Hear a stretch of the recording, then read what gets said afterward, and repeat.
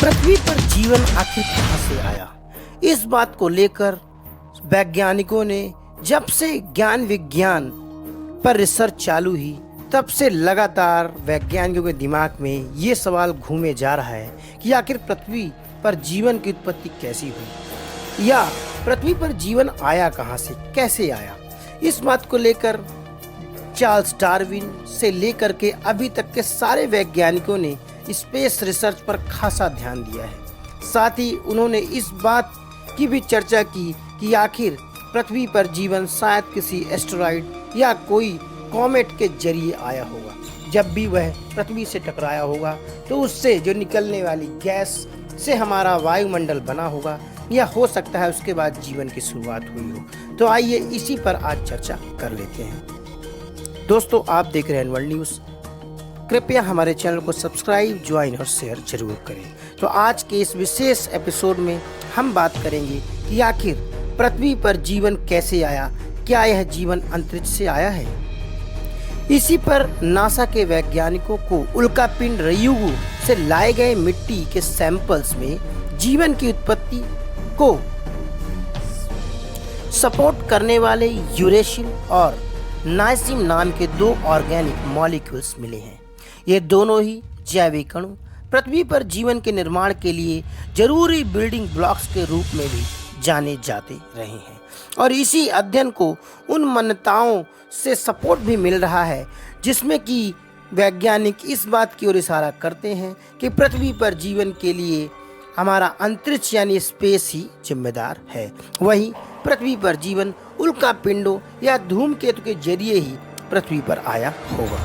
दोस्तों, आपने Charles Darwin की थ्योरी ऑफ इवोल्यूशन के बारे में जरूर ही पढ़ा होगा, जिसमें उन्होंने पृथ्वी पर जीवन की उत्पत्ति किसी दिव्य शक्ति का किसी हाथ के बारे में, साथ ही केमिकल रिएक्शंस के बारे में बताया। चार्ल्स डार्विन 1871 में लिखा कि जीवन की शुरुआत गर्म पानी से भरे हुए एक तालाब में हुई थी, जहां पर अमोनिया और फॉस्फेरिक सॉल्ट घुले मिले होते हैं, साथ ही जिस पर ऊष्मा और प्रकाश के विद्युत की प्रक्रिया यानी केमिकल रिएक्शन के द्वारा प्रोटीन का निर्माण हुआ और इसके बाद जीवन पृथ्वी पर फलने और फूलने लगा।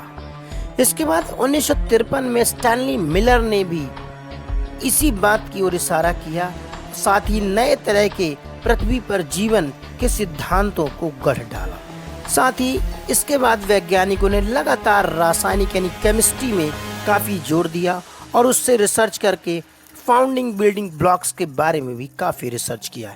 इसी दौरान पिछले दिनों ही सर्न लेबोरेटरी में बिग बैंग थ्योरी और हिग्स बोसोन यानी गॉड पार्टिकल के बारे में भी रिसर्च किया गया कि आखिर गॉड पार्टिकल्स कैसे बने और गॉड पार्टिकल को ही समूचे ब्रह्मांड की उत्पत्ति के लिए जिम्मेदार माना जा रहा है। लेकिन इससे भी महत्वपूर्ण नासा के वैज्ञानिकों ने कर दिखाया जब उन्होंने एक उल्कापिंड जिसका नाम रियुगु है उससे लाए गए मिट्टी के सैंपल्स की रिसर्च की और उसमें जीवन को सपोर्ट करने वाले यूरेशिल और नाइसिम नाम के दो ऑर्गेनिक मॉलिक्यूल्स की रिसर्च कर डाली और इन्हीं को ही बिल्डिंग ब्लॉक्स यानी जीवन की उत्पत्ति के लिए जो महत्वपूर्ण दो रासायनिक यौगिक हैं यानी इन्हीं से मिलकर प्रोटीन का निर्माण हुआ होगा और उसके बाद जीवन पृथ्वी पर पनप चला। नमस्कार।